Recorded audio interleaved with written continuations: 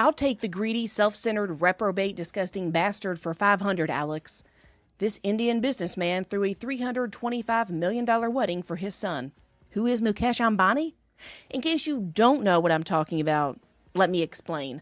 First, a little bit of detail before we get into the wedding part. Anant Ambani is the youngest son of Mukesh Ambani, a business tycoon who runs Reliance Industries, which has interests in petrochemicals, oil and gas, telecom, retail, and financial services. His net worth is more than $123 billion. Billion with a B. Mukesh inherited this business from his father, who started the company in 1966. It's a whole trickle-down nepo baby economics thing going on over there with the Ambanis. And because either they needed to affirm their status or overcompensate, or I suspect they have really small tallywhackers, they felt the need to throw a wedding that cost $325 million. And here's the kicker, it lasted for 6 months. That's right, the festivities have been going on since March. And because they're rich, they can invite all their business tycoon friends and any celebrity they dream up. Everyone from Mark Zuckerberg to Bill Gates to Ivanka Trump and even former UK Prime Ministers Boris Johnson and Sir Tony Blair have shown up to the pre-wedding festivities. At the wedding ceremony this weekend, Priyanka Chopra, Nick Jonas, John Cena, and the Kardashian sisters were all in attendance. But while the media celebrates its gluttony and greed, shouldn't everyone be embarrassed to even show their face there? The bride and groom are reprobates, disgusting, shameless, conceited little nepo babies. But what about the people that attended? Are they so desperate for attention that they will prostrate themselves before the richest person they can find, all to worship at the altar of money? Are they mere bootlickers?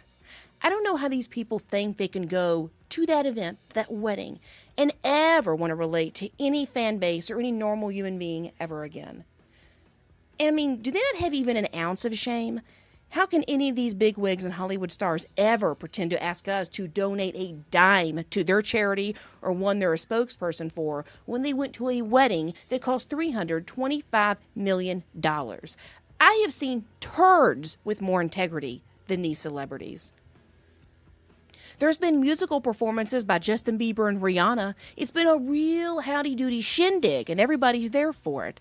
But all I can say is, bring on the flood. Come on, God. What are you waiting for? Sodom and Gomorrah couldn't be any worse than this. Sweet baby Jesus, send Noah, bring on the rain. Let's get it on. You know that famous movie quote from Michael Douglas, greed is good? Well, the Ambanis took that a little too seriously and made it the tagline of their very pompous and pretentious life. You know what $325 million gets you? It's the equivalent of more than 6.7 million median U.S. salaries.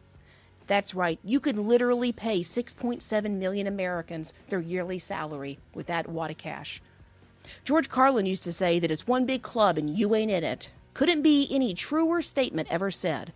To even think of the idea of spending $325 million on a wedding, you must be a different type of human. You must have let your inner demons rewire your entire brain. I don't even want to spend $3.25 on a frozen lemonade without asking myself if I deserve it. And yet here these people are probably pissing on dollar bills for fun in the bathrooms at their wedding. If there was ever a case for socialism, this wedding would be it. I would never trade my freedom or liberty for anything else or tell someone what to do with their money. But maybe we shouldn't celebrate all of this like it's someone winning at capitalism, like there's nothing wrong with it. It's gross. We really should bring back shame. It's a great accountability partner in this country. Why? It should always accompany capitalism, because you should go, holy crap, why am I hoarding this much money? And think of all those conservative Christian voters who act like facts over feelings, capitalism is boss.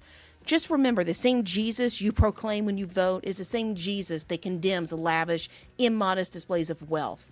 Hate to get all biblical on you here, but ever read the Bible? You know that verse Matthew 19:24, where it says, again I tell you, it is easier for a camel to go through the eye of a needle than for a rich person to enter the kingdom of God? Yeah, maybe some of those celebrities and that bride and groom should be reading that. They won't get the camel through the eye of the needle, but I sure can bet one place they're going, and I know it's going to be very, very warm.